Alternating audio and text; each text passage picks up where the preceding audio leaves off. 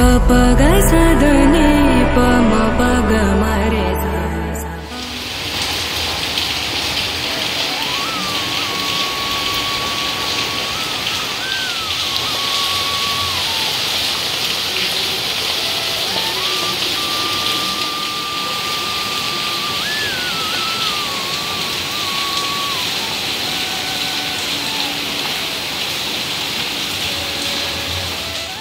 Hello friends, ನಮಸ್ತೆ. ಎಲ್ಲರೂ ಹೇಗಿದ್ದೀರಾ? ನಾನು ಕೂಡ ತುಂಬ ಚೆನ್ನಾಗಿದ್ದೀನಿ. ನೀವೆಲ್ಲರೂ ತುಂಬ ಚೆನ್ನಾಗಿದ್ದೀರಾ ಅಂತ ಇವತ್ತಿನ ವಿಡಿಯೋ ಸ್ಟಾರ್ಟ್ ಮಾಡ್ತಾ ಇದ್ದೀನಿ. ಇವತ್ತೇನು ಸ್ಪೆಷಲ್ ಇಲ್ಲ, ಒಂದು ಡೈಲಿ ರೊಟೀನ್ ಮಾಡೋಣ ಅಂದ್ಬಿಟ್ಟು ಅಷ್ಟೇ. ಬೆಳಗ್ಗೆನೇ ತುಂಬ ಮಳೆ ಬರ್ತಾಯಿತ್ತು. ಎಷ್ಟು ಚೆನ್ನಾಗಿತ್ತು ಇವತ್ತು ಮಳೆ ಅಂದರೆ. ಒಂಥರ ಬೆಳಗಿನ ಜಾವ ಮಳೆ ನೋಡೋದಕ್ಕೆ ಒಂಥರ ಖುಷಿ ಆಗುತ್ತೆ ಅಲ್ವಾ. ಈ ಮಧ್ಯಾಹ್ನ ಸಂಜೆ ಅದು ನಾರ್ಮಲ್ ಆಗಿರುತ್ತೆ, ಆದರೆ ಬೆಳಗ್ಗೆನೇ ಮಳೆ ಬರೋದು ನೋಡಿದ್ರೆ, ನಾವು ಚಿಕ್ಕ ಮಕ್ಕಳು ಇರಬೇಕಾದ್ರೆ ಬೆಳಗ್ಗೆನೇ ಮಳೆ ಬರೋದು ಆ ಟೈಮಲ್ಲಂತೂ ತುಂಬ ಬರ್ತಾಯಿತ್ತು. ಇವಾಗೆಲ್ಲ ಬೆಳಗ್ಗೆನೇ ಮಳೆ ಬರೋದು ತುಂಬ ಕಮ್ಮಿ ಆಗಿದೆ. ಇವತ್ತೇನೋ ಗೊತ್ತಿಲ್ಲ, ತುಂಬ ಚೆನ್ನಾಗಿ ಜೋರಾಗಿ ಮಳೆ ಬರ್ತಾಯಿತ್ತು. ಅದಕ್ಕೋಸ್ಕರ ಇವತ್ತಿನ ದಿನ ಫುಲ್ ಪಾಸಿಟಿವ್ ಆಗೇ ಇರುತ್ತೆ ಅಂದ್ಕೊಂಡು ಇವತ್ತಿನ ವಿಡಿಯೋ ಸ್ಟಾರ್ಟ್ ಮಾಡ್ತಾ ಇದ್ದೀನಿ. ಹಾಗೆಯೇ ಯಾರ್ಯಾರು ವಿಡಿಯೋ ನೋಡ್ತಾಯಿದ್ರು ಪ್ಲೀಸ್ ಲೈಕ್, ಶೇರ್, ಕಮೆಂಟ್ ಹಾಗೂ ತಪ್ಪದಿರ ಸಬ್ಸ್ಕ್ರೈಬ್ ಮಾಡ್ಕೊಳ್ಳಿ. ನಿಮ್ಮ ಒಂದು ಲೈಕಿಂದ ನನಗೆ ತುಂಬ ಮೋಟಿವೇಶನ್ ಆಗುತ್ತೆ. ಅಂದರೆ ನನಗೆ ಇನ್ನೂ ಒಳ್ಳೆ ವಿಡಿಯೋ ಮಾಡಬೇಕು ಅನ್ನೋ ಆಸೆ ಬರುತ್ತೆ. ಅದಕ್ಕೋಸ್ಕರ ದಯವಿಟ್ಟು ಒಂದು ಲೈಕ್ ಮಾಡ್ಕೊಳ್ಳಿ. ಬೆಳಗ್ಗೆನೇ ಇವತ್ತು ತಿಂಡಿಗೆ ಅಂದ್ಬಿಟ್ಟು ಹಿಂದಿನ ದಿನವೇ ದೋಸೆಗೆ ರುಬ್ಬಿಟ್ಟಿದ್ದೆ. ಸರಿ, ಈಗ ಅದಕ್ಕೆ ಒಳ್ಳೆ ಕಾಂಬಿನೇಷನ್ ಅಂದರೆ ಕುಂಬಳಕಾಯಿ ಪಲ್ಯ. ಅಮ್ಮ ಕಳಿಸಿದ್ರು ಕುಂಬಳಕಾಯಿ, ತುಂಬ ದಿನದಿಂದ ಹಂಗೆ ಇಟ್ಕೊಂಡಿದ್ದೆ. ಸರಿ, ದೋಸೆಗೆ ಒಳ್ಳೆ ಕಾಂಬಿನೇಷನ್ ಅಂದ್ಬಿಟ್ಟು ಇವತ್ತು ಕುಂಬಳಕಾಯಿ ಪಲ್ಯ ಮಾಡ್ತಾಯಿದ್ದೀನಿ. ನಾರ್ಮಲಾಗಿ ನೀವೆಲ್ಲ ಯಾವ ಥರ ಮಾಡ್ತೀರೋ ಅದೇ ಥರನೇ ಎಣ್ಣೆ, ಬೆಳ್ಳುಳ್ಳಿ ಜಜ್ಜಿ ಹಾಕ್ಕೊಂಡಿದ್ದೀನಿ. ಹಾಗೆ ಈರುಳ್ಳಿ, ಹಸಿಮೆಣಸಿನ್ಕಾಯಿ, ಕರ್ಬೇವಿನ ಸೊಪ್ಪು. ಕೆಲವರು ಇದಕ್ಕೆ ಈರುಳ್ಳಿ ಕೂಡ ಹಾಕಲ್ಲ, ಹಾಗೇ ಮಾಡ್ಕೊಳ್ತಾರೆ.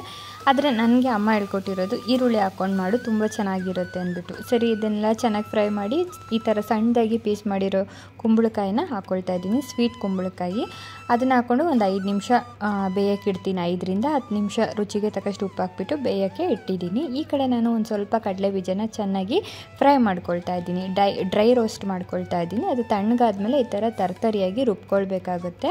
ಸಿಪ್ಪೆಯನ್ನು ತೆಗಿಯೋ ಅವಶ್ಯಕತೆ ಇಲ್ಲ, ನೀವು ಬೇಕು ಅಂದರೆ ತಗೊಳ್ಬೋದಾಗುತ್ತೆ. ಈಗ ಇದನ್ನು ಬೆಂದಿರುವ ಆ ಕುಂಬಳಕಾಯಿ ಪಲ್ಯಗೆ ಹಾಕ್ಕೊಂಡು ಮಿಕ್ಸ್ ಮಾಡ್ಕೊಳ್ತಾ ಇದ್ದೀನಿ ಅಷ್ಟೇ. ತುಂಬ ಒಳ್ಳೆ ಕಾಂಬಿನೇಷನ್, ದೋಸೆಗೆ, ಚಪಾತಿಗೆ ಎಲ್ಲದಕ್ಕೂ ತುಂಬ ಚೆನ್ನಾಗಿರುತ್ತೆ. ಒಬ್ಬೊಬ್ರು ಒಂದೊಂದು ಥರ ಮಾಡ್ತಾರೆ, ಕಾಯಿ ತುರಿ ಕೂಡ ಹಾಕ್ಕೊಳ್ತಾರೆ. ಬಟ್ ನಮ್ಮನೇಲಿ ಕಾಯಿ ಅಷ್ಟು ತಿನ್ನದೇ ಇರೋ ಕಾರಣಕ್ಕೆ ನಾನು ಕೊತ್ತಂಬರಿ ಸೊಪ್ಪು ಹಾಕ್ಕೊಂಡು ಇಷ್ಟೇ ಮಾಡ್ಕೊಂಡು ಇಳಿಸ್ಕೊಳ್ತೀನಿ ಅಷ್ಟೇ. ಹಾಗೆ ದೋಸೆ ಮತ್ತು ಕುಂಬಳಕಾಯಿ ಪಲ್ಯನೂ ಕೂಡ ಮಕ್ಕಳಿಗೆ ಬಾಕ್ಸ್ಗೂ ಇದನ್ನೇ ಕಟ್ಟಿದ್ದಾಯಿತು. ಅವರು ತಿಂದ್ಬಿಟ್ಟು ಹೋದರು. ನಾನು ದೋಸೆ ಎಲ್ಲ ಹಾಕೋ ಟೈಮ್ಗೆ ಅಂದರೆ ಸ್ವಿಚ್ ಆಫ್ ಆಗೋಯಿತು. ಅದಕ್ಕೋಸ್ಕರ ಅದು ವಿಡಿಯೋ ಮಾಡಲಿಕ್ಕಾಗಲಿಲ್ಲ. ಟೈಮ್ ಬೇರೆ ಆಗ್ತಾಯಿತ್ತಲ್ಲ, ಅದಕ್ಕೆ ನಾನು ಬೇಗ ಮಾಡಿ ಕಳಿಸಿದೆ. ಹಾಗೆ ನೈಟೇನೆ ನಾನು ಸಾಂಬಾರಿಗೆ ಅಂದ್ಬಿಟ್ಟು ಕಡಲೆಕಾಳು ಬಟಾಣಿ ನೆನೆಯಾಕಿದ್ದೆ. ಅದಕ್ಕೇ ಬೆಳಗ್ಗೆನೇ ಎದ್ದುಬಿಟ್ಟು ಇದಕ್ಕೆ ದೋಸೆಗೂ ಚೆನ್ನಾಗಿರುತ್ತೆ ಅಂದ್ಬಿಟ್ಟು ಹಂಗೇನೆ ಹಿಂದೆನೇ ಇಟ್ಟೆ.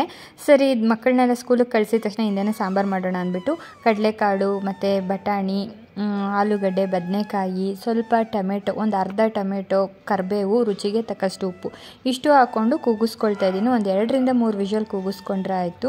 ಸರಿ, ಇಷ್ಟೆಲ್ಲ ಒಂದೇ ಸಮ ಮಾಡ್ತಾಯಿದ್ದೀನಿ. ಬೆಳಗ್ಗೆ ಎದ್ದೋಗಿಂದ ಒಂದು ಲೋಟ ನೀರು ಕುಡಿಲಿಲ್ಲ. ಅದಕ್ಕೋಸ್ಕರ ಸ್ವಲ್ಪ ಬಿಸಿನೀರು ಕಾಯಿಸ್ಕೊಂಡು ಕುಡಿಯೋಣ ಅಂದ್ಬಿಟ್ಟು ಈಚೆ ನಿಂತ್ಕೊಂಡು ಕುಡಿತಾ ಇದ್ದೆ. ಮಕ್ಕಳೆಲ್ಲ ಹೋದ್ರಲ್ಲ, ಸ್ವಲ್ಪ ಮಳೆ ಕಮ್ಮಿ ಆಗಿತ್ತು. ಸರಿ, ಅಷ್ಟೊತ್ತಿಗೆ ಎಲ್ಲ ಕೆಲಸ ಮುಗೀತು. ಹಾಗೆಯೇ ನಾನು ಕೂಡ ಫ್ರೆಶ್ ಅಪ್ ಆದೆ. ಕೆಲಸ ಎಲ್ಲ ಮುಗಿಸ್ಕೊಂಡು ಆಂಟಿ ಕೂಡ ಹೋದರು.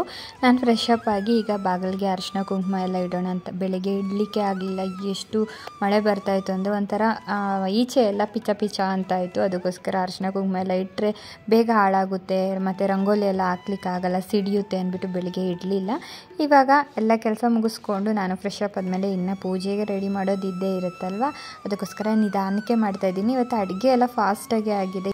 ಕಾಳುಗಳು ಮತ್ತು ಆಲೂಗಡ್ಡೆ ಎಲ್ಲ ಬೇಯಕ್ಕೆ ಇಟ್ಟಿದ್ನಲ್ಲ, ಅದಕ್ಕಿನ್ನೂ ಮಸಾಲೆ ಎಲ್ಲ ರುಬ್ಬಬೇಕು. ಸರಿ, ಆಮೇಲೆ ಪೂಜೆ ಎಲ್ಲ ಮುಗಿಸ್ಕೊಂಡು ಮಾಡ್ಕೊಳ್ಳೋಣ, ಇನ್ನೂ ಊಟದ ಟೈಮ್ ಇದೆ ಅಂದ್ಬಿಟ್ಟು ಇವಾಗ ರಂಗೋಲಿ ಎಲ್ಲ ಹಾಕ್ಕೊಳ್ತಾ ಇದ್ದೀನಿ. ನಾನು ಸಿಂಪಲಾಗಿ ಹಾಕ್ಕೊಳ್ತೀನಿ ಅಷ್ಟೇ ಮನೆ ಹತ್ರ, ಯಾಕಂದರೆ ಡೈಲಿ ಹಾಕ್ಕೊಳ್ಬೇಕಲ್ವ. ಅದಕ್ಕೋಸ್ಕರ ದೊಡ್ಡ ರಂಗೋಲಿ ಯಾವುದನ್ನ ಹಬ್ಬಕ್ಕೆ ಹಾಕ್ಕೊಂಡ್ರೆ ತುಂಬ ಚೆನ್ನಾಗಿರುತ್ತೆ. ಬಟ್ ನನಗೆ ನಮ್ಮ ಮನೆ ಮುಂದೆ ನೆಲ ಅಷ್ಟು ಇಷ್ಟ ಆಗ್ತಾಯಿಲ್ಲ, ಯಾಕಂದರೆ ಎಷ್ಟೇ ರಂಗೋಲಿ ಬಿಟ್ರೂ ಅಷ್ಟು ಚೆನ್ನಾಗಿ ಕಾಣಲ್ಲ. ಅದಕ್ಕೋಸ್ಕರ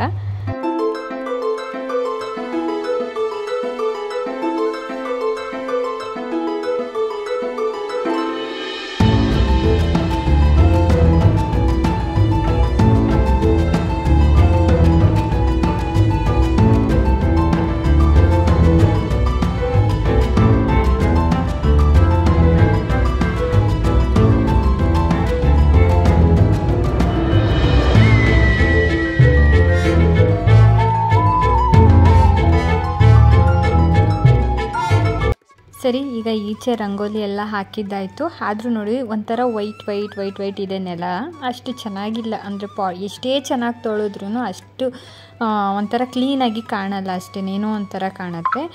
ಏನೂ ಮಾಡಲಿಕ್ಕಾಗಲ್ಲ, ಬಾಡಿಗೆ ಮನೆಯಲ್ಲಿ ಇರಬೇಕಾದ್ರೆ ನಾವು ಅದನ್ನೆಲ್ಲ ರೆಡಿ ಮಾಡ್ಕೊಳ್ಳೋಕ್ಕೂ ತುಂಬ ಕಷ್ಟ ಆಗುತ್ತೆ. ಸರಿ, ಇವಾಗ ನಾನು ಹಿಂದಿನ ದಿನ ಪೂಜೆಗೆ ಅಂದ್ಬಿಟ್ಟು ಹೂವು ಎಲ್ಲ ಹಾಕಿದ್ನಲ್ಲ ದೇವ್ರ ಫೋಟೋಗೆಲ್ಲ, ಅದನ್ನೆಲ್ಲ ತೆಗಿತಾ ಇದ್ದೀನಿ. ಅಂದರೆ ನಾನು ಡೈಲಿ ಹೂವು ಹಾಕಿ ಚೇಂಜ್ ಮಾಡ್ತೀನಿ. ಅಂದರೆ ವಾರದ ದಿನ ಸ್ವಲ್ಪ ಕ್ಲೀನಾಗಿ ಜಾಸ್ತಿನೇ ಹಾಕ್ತೀನಿ, ನಾರ್ಮಲ್ ಡೇಸಲ್ಲಿ ಸ್ವಲ್ಪನೇ ಹೂವು ಇಡ್ತೀನಿ. ಇವಾಗ ರೋಸೆಲ್ಲ ಕಮ್ಮಿ ಇರೋ ಕಾರಣಕ್ಕೆ ನಾನು ಸ್ವಲ್ಪ ಹೂವನ್ನೇ ಜಾಸ್ತಿನೇ ತೊಗೊಳ್ತೀನಿ. ಯಾವ ಹೂವು ಕಮ್ಮಿ ಇರುತ್ತೋ ಆ ಹೂವನ್ನ ಜಾಸ್ತಿ ನಾನು ಡೆಕೋರೇಷನ್ ಮಾಡ್ತೀನಿ. ಅಂದರೆ ದೇವ್ರ ಫೋಟೋಗಾಗಲಿ ದೇವ್ರ ಮನೆಗಾಗಲಿ ಈ ಥರ ಹೂವು ಮತ್ತು ಒಂಥರ ಹೂವು ಜಾಸ್ತಿ ಹಾಕಿ ಪೂಜೆ ಮಾಡೋದ್ರಿಂದ ಒಂಥರ ನೋಡೋಕ್ಕೆ ಚೆಂದ, ಅದೇನೋ ಒಂಥರ ಪಾಸಿಟಿವ್ ಅನಿಸುತ್ತೆ. ನನಗೆ ಹಂಗೆ ಅನಿಸುತ್ತೆ, ನಿಮಗೆಲ್ಲ ಹೇಗೆ ಅನಿಸುತ್ತೆ? ಹಾಗೆಯೇ ಇವಾಗ ಸಿಂಪಲ್ಲಾಗಿ ರಂಗೋಲಿ ಹಾಕ್ಕೊಳ್ತಾ ಇದ್ದೀನಿ. ಇಷ್ಟು ದಿನ ಗ್ರೀನ್ ಕಲರ್ ಮ್ಯಾಟ್ ಹಾಕಿದ್ನಲ್ಲ, ಅದನ್ನು ತೆಗೆದ ಮೇಲೆ ರಂಗೋಲಿ ಹಾಕೋದಕ್ಕೂ ಒಂದು ಚೆನ್ನಾಗಿದೆ. ಇಷ್ಟು ದಿನ ಆಗ್ತಾ ಇರಲಿಲ್ಲ, ಮ್ಯಾಟ್ ಇರೋ ಕಾರಣಕ್ಕೆ ರಂಗೋಲಿ ಹಾಕೋಕ್ಕೂ ಆಗ್ತಾ ಇರಲಿಲ್ಲ. ಓಕೆ, ಇವಾಗ ಸ್ವಲ್ಪ ಅರಿಶಿನ ಹಚ್ಬಿಟ್ಟು, ಅಂದರೆ ವೈಟ್ ನೆಲಗೆ ವೈಟ್ ರಂಗೋಲಿ ಹಾಕಿದ್ರೆ ಅಷ್ಟು ಚೆನ್ನಾಗಿರಲ್ಲ ಅಂದ್ಬಿಟ್ಟು ಸ್ವಲ್ಪ ಅರಿಶಿನ ಬೆಳೆದ್ಬಿಟ್ಟು ಅದ್ರ ಮೇಲೆ ರಂಗೋಲಿ ಹಾಕ್ತಾಯಿದ್ದೀನಿ. ತುಂಬ ಚೆನ್ನಾಗಿ ಕಾಣ್ತಾಯಿತ್ತು. ಸಿಂಪಲ್ಲಾಗಿ ಪೂಜೆ ಮಾಡಿದ್ರೂ ಒಂಥರ ಏನೋ ಒಂಥರ ತುಂಬ ಚೆನ್ನಾಗಿ ಕಾಣ್ತಾಯಿತ್ತು. ಹಾಗೆಯೇ ಅಂದರೆ ಫುಲ್ಲು ನೆಲದಲ್ಲೂ ಸ್ವಲ್ಪ ಅರಿಶಿನ ಬೆಳೆದ್ಬಿಟ್ಟು ಅದಕ್ಕೂ ರಂಗೋಲಿ ಹಾಕ್ಕೊಳ್ತಾ ಇದ್ದೀನಿ. ಮಾಮೂಲಿ ಸಿಂಪಲ್ ರಂಗೋಲಿ ಅಷ್ಟೇ. ನಾನು ಪ್ರತಿದಿನವೂ ಅಷ್ಟೇ ರಂಗೋಲಿ, ಪೂಜೆ, ಹೂವು ಅಂದರೆ ಇದೆಲ್ಲ ಮಾಡ್ತಾನೆ ಇರ್ತೀನಿ ಕೆಲಸಗಳು. ನನಗೆ ಇದೊಂಥರ ಊಟದ ಥರ ಆಗೋಗಿದೆ. ಈಗ ನಾವು 3 ಟೈಮ್ ಯಾವ ಥರ ಊಟ ಮಾಡ್ತೀವೋ ಅದೇ ಥರ ನನಗೆ ಪೂಜೆ ಅದೆಲ್ಲ ಮಾಡಲಿಲ್ಲ ಅಂದರೆ ನನಗೇನೋ ಒಂಥರ ಕಳ್ಕೊಳ್ಳಂಗೆ ಇರುತ್ತೆ. ಅದಕ್ಕೋಸ್ಕರ ನನಗೆ ಯಾವಾಗಲೂ ಪೂಜೆ ಮತ್ತು ಈ ಥರ ಡೆಕೋರೇಷನ್ ಮಾಡೋದು, ಮನೆ ಡೆಕೋರೇಷನ್ ಮಾಡೋದಂದರೆ ಸಿಕ್ಕಾಪಟ್ಟೆ ಇಷ್ಟ. ನನಗೆ ಅವಾಗವಾಗ ಮನೆ ಐಟಮ್ಸ್ ಆಗಲಿ ಚೇಂಜ್ ಮಾಡೋದು ಮತ್ತು ದೇವ್ರ ಮನೆ ಡೆಕೋರೇಷನ್ ಮಾಡೋದು, ಹೂವಿನಿಂದಾಗಲಿ ರಂಗೋಲಿಯಿಂದಾಗಲಿ ನಾನು ಏನೇನೋ ಒಂದು ಮಾಡ್ತಾನೆ ಇರ್ತೀನಿ. ನನಗೆ ತುಂಬ ಇಷ್ಟ. ಅದು ಮನೆಯಲ್ಲಿ ಎಷ್ಟೇ ಕಷ್ಟ ಇದ್ರೂ ಈ ಥರ ಒಂದು ಕ್ಲೀನಿಂಗು, ಒಂದು ಪೂಜೆ ಏನೇನೋ ಮಾಡ್ಕೊಳ್ತಾ ಇದ್ರೂ ಬೇಗ ಒಂಥರ ಮನಸ್ಸು ನೆಮ್ಮದಿ ಅನಿಸುತ್ತೆ. ಈಗ ಪೂಜೆ ಎಲ್ಲ ಮುಗಿಸ್ಕೊಳ್ತಾ ಇದ್ದೀನಿ. ಬೆಳಗ್ಗೆನೇ ಪೂಜೆನೂ ಮುಗಿಸ್ಕೊಂಬಿಟ್ಟು ಹುಡುಗರು ಹೋಗಿದ ತಕ್ಷಣ ಏನಿಲ್ಲ ಅಂದರೂ ಒಂದು 10-10:30ಗೆಲ್ಲ ಪೂಜೆ ಆಯಿತು. ಒಂಥರ ತುಂಬ ಖುಷಿ ಆಗುತ್ತೆ. ಹಾಗೆಯೇ ಪೂಜೆ ಆಗಿದ ನಂತರ ಇನ್ನು ಅಡುಗೆ ಕೂಡ ಮಾಡಬೇಕು. ನಾನು ಕೂಡ ತಿಂಡಿ ಏನೂ ತಿಂದಿಲ್ಲ ಇವತ್ತು. ಸಿಂಪಲ್ ಪೂಜೆ ಆದ್ರೂ ಏನೋ ಒಂಥರ ಮನೆಯಲ್ಲಿ ಹಬ್ಬದ ವಾತಾವರಣನೇ ಇದ್ದಂಗೆ ಇರುತ್ತೆ. ಅದೇನೋ ನನಗೆ ಗೊತ್ತಿಲ್ಲ, ಪೂಜೆ ಆಗಿದ್ದ ದಿನ ಮನೆಯೆಲ್ಲ ಒಂಥರ ಶಾಂತವಾಗಿ ನೆಮ್ಮದಿಯಾಗಿ ಇರೋ ಥರ ಅನಿಸುತ್ತೆ. ನನಗೆ ಖುಷಿ ಆಗುತ್ತೆ. ಈ ಟೈಮಲ್ಲಿ ಎಷ್ಟೇ ಅಡುಗೆ ಮಾಡಿಕೊಂಡ್ರೂ ನನಗೆ ಇನ್ನೂ ಇಷ್ಟ ಆಗುತ್ತೆ. ಯಾರನ್ನ ಬಂದು ನನಗೆ ಈ ಥರ ಅಡುಗೆ ಮಾಡಿಕೊಡ್ರು, ನನಗೆ ಈ ಥರ ಬೇಕು ಅಂತ ನಮ್ಮ ಮನೆಯಲ್ಲಿ ಹಸ್ಬೆಂಡ್ ಆಗಲಿ ಮಕ್ಕಳಾಗಲಿ ಕೇಳಿದ್ರೆ ನನಗೆ ಸಿಕ್ಕಾಪಟ್ಟೆ ಖುಷಿಯಾಗೋಗ್ಬಿಡುತ್ತೆ.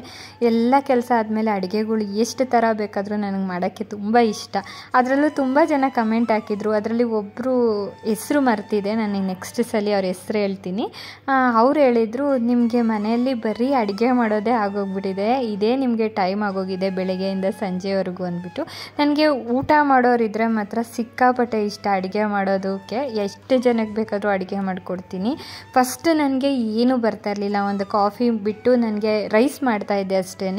ನಾನು ಮದುವೆ ಆಗಿ ಬಂದಾಗ ನನಗೆ 17 ಕಂಪ್ಲೀಟಾಗಿ 18 ಇಯರ್ಸ್ ಅಷ್ಟೇ. ಒಂದೇ ದಿನ ಅಂದರೆ ನನ್ನ ರಿಸೆಪ್ಷನ್ ದಿನವೇ ನನಗೆ 17 ಕಂಪ್ಲೀಟಾಗಿ 18 ಇಯರ್ಸ್. ಆವಾಗಲೇ ನಾನು ಏನೂ ಕಲ್ತಿರಲಿಲ್ಲ, ಬರೀ ಸ್ಕೂಲ್ಗೆ ಹೋಗೋದು ಮನೆಗೆ ಬರೋದು ಅಷ್ಟೇ ಆಗೋಗ್ಬಿಟ್ಟಿತ್ತು. ಬಟ್ ಇವಾಗ ತುಂಬ ಯೂಟ್ಯೂಬ್ ಇದೆ. ಮತ್ತು ನನ್ನ ಫ್ರೆಂಡ್ ಒಬ್ಬರಿದ್ರು ಶೋಭಾ ಅಂದ್ಬಿಟ್ಟು, ಅವರು ಅಷ್ಟೇ, ಅವರಿಂದ ಸಿಕ್ಕಾಪಟ್ಟೆ ಅಡುಗೆ ಕಲ್ತಿದ್ದೀನಿ. ನನಗೆ ನಾನ್ ವೆಜ್ ಯಾವ ಥರ ಮಾಡಬೇಕು ಅಂತಲೂ ಗೊತ್ತಿರಲಿಲ್ಲ. ತುಂಬ ಅಡುಗೆನೂ ಕಲ್ತಿದ್ದಾಯಿತು. ಈಗ ಮಧ್ಯಾಹ್ನಕ್ಕೆ ಅಡುಗೆನೂ ಆಯಿತು, ಮತ್ತು ಸಂಜೆಗೆ ಇನ್ನೊಂದು ಸಲ ದೀಪ ಹಚ್ಚಿದ್ದು ಆಯಿತು. ಒಂಥರ ಖುಷಿ ಆಗುತ್ತೆ. ಇವತ್ತಿನ ದಿನ ಎಲ್ಲ ತುಂಬ ಚೆನ್ನಾಗಿತ್ತು. ನಿಮಗೆ ಈ ವಿಡಿಯೋ ಇಷ್ಟ ಆಗಿದೆ ಅಂತ ತಿಳ್ಕೊಳ್ತೀನಿ. ಇಷ್ಟ ಆಗಿದ್ರೆ ಲೈಕ್ ಕೊಡೋದು ಮಾತ್ರ ಮರಿಬೇಡಿ. ಮತ್ತು ಇನ್ನೊಂದು ವ್ಲಾಗಲ್ಲಿ ಸಿಗ್ತೀನಿ. ಅಲ್ಲಿವರೆಗೂ take care, bye bye friends.